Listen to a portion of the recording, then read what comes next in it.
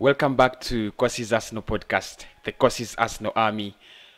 Happy 2021. I'll still say it, I think, throughout the day so that we can actually, feel that 2021 touch. But guys, I'm happy to be here. It's a bright evening in my country. Well, bright afternoon, not even evening.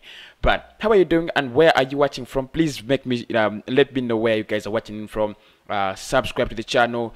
Like the videos. Let us hit 500 likes. Thank you so much for all the support and all the love. A couple of stories to look at in regards to our club and January transfer window. Julian Brandt, reports claiming that we have contacted him, which I'm going to be talking about that.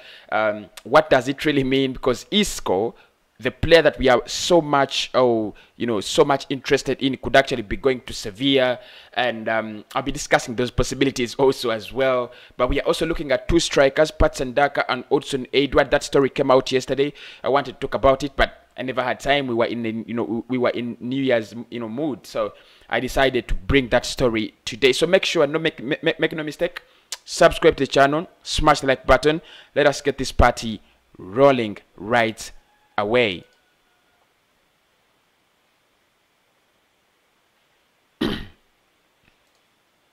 So the first story is Julian Brandt. Now, yesterday, reports came in that Arsenal had contacted Julian Brandt and his management, who are Eurosport, by the way, for what you would call a potential transfer deal in January. However, there was also a story that we had agreed an offer with Borussia Dortmund, or a price with Borussia Dortmund, a verbal agreement with Borussia Dortmund to sign Julian Brandt at 20 million, at a fee between 20 million and 30 million. An offer which I thought was a little bit good, because I think 24 years of age, 20 million, however much he has not had, he has not had this, ecstatic, campaign at Dortmund so far. 25 million you would do, 20 million you would do, because he has a resale value. If he comes at Arsenal, he doesn't work out when he, and 2 years down the road, when he's 26, you can sell him back to Dortmund. You can sell him back to anywhere at around 15 million. So you only make a 5 million loss, or close to that. So I think it was a good deal. Now, reports also came in yesterday indicating that Arsenal had actually gone for Julian Brandt, and we contacted him and his camp. However, there is nothing that was revealed as to whether we had an agreement or we are still in talks with them.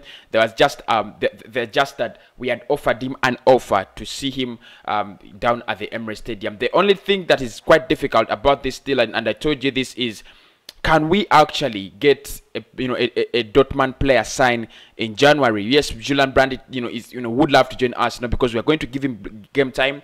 We are going to give him a slightly higher wage than he's getting at Dortmund. Of course, he's going to be our main man in looking for the goals, the creativity. He's a talented player, by the way, and I think he fits the ambitions of Arsenal, at least so far. So I think in favor of Arsenal, the deal works. In favor of Julian Brandt, the deal works. But can we actually get him out of there in January? Dortmund would love to add some money, because they spent they spent in the summer thinking that they would sell Jadon Sancho at a very high fee. United never fell for their trap, so they didn't sell Jadon Sancho. So the question is, can they let Julian Brandt go in this January transfer window? If they can let him go, it's a good deal for a good deal in favor of Arsenal.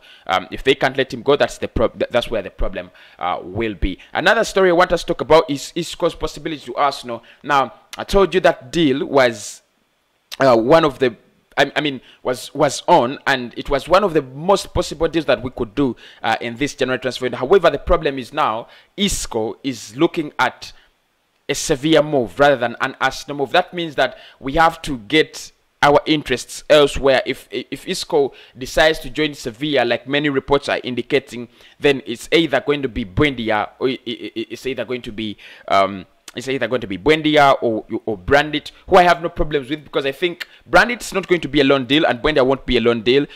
Isco was going to be a loan deal. So if you tell me that we are missing out on a loan deal to go for a permanent signature of a player, I have no problems with that. I think it's the best deal ever. What do you think, guys? Isco, Buendia, Brandt. I think I would go for a permanent deal of Buendia and Brandt, other than going for a loan deal for Isco. However, I love Isco and I rate the player so much. If he came to Arsenal, I would be one of the happiest fans. And you guys know that because I've told you of my love and how much I rate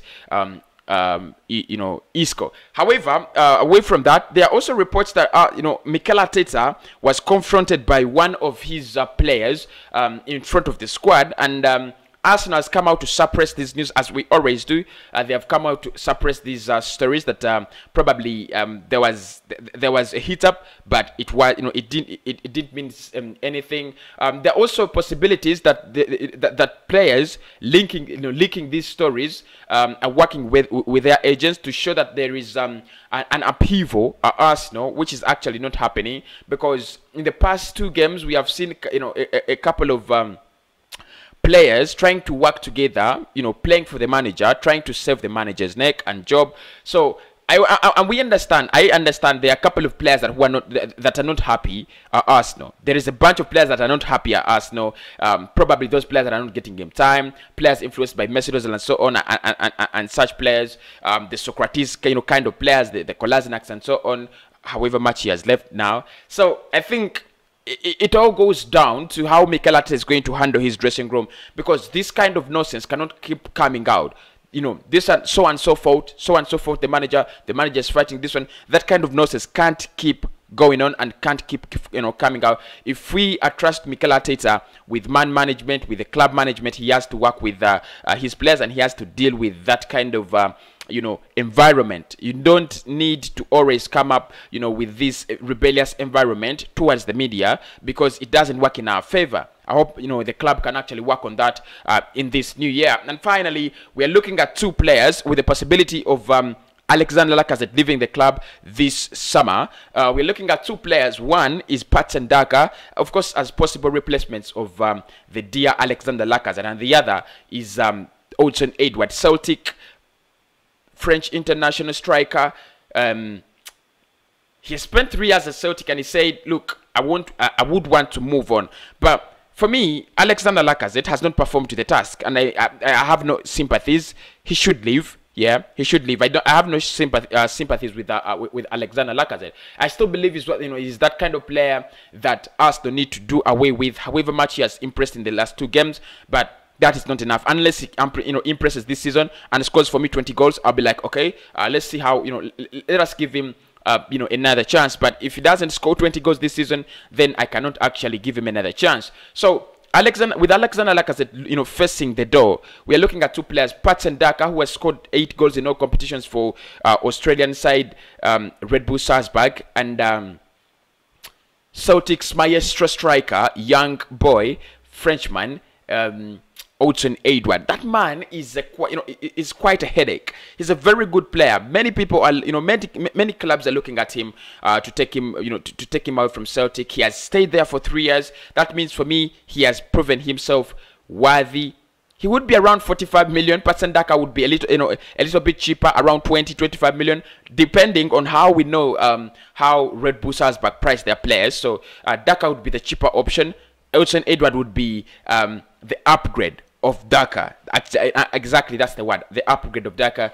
But I think strikers' concerns, those are things we shall be looking at in the summer, not in the January transfer window. So those are the stories around Arsenal for now. Of course, like I promised, I'll be coming back with more transfer news, Arsenal views, and now I'll be coming back. The live show is going to be a match preview, West Brom up against Arsenal, the big match preview. So make sure you don't miss it. And of course, I'll be coming back with the 2020 targets and the free transfer agents Arsenal can sign this year.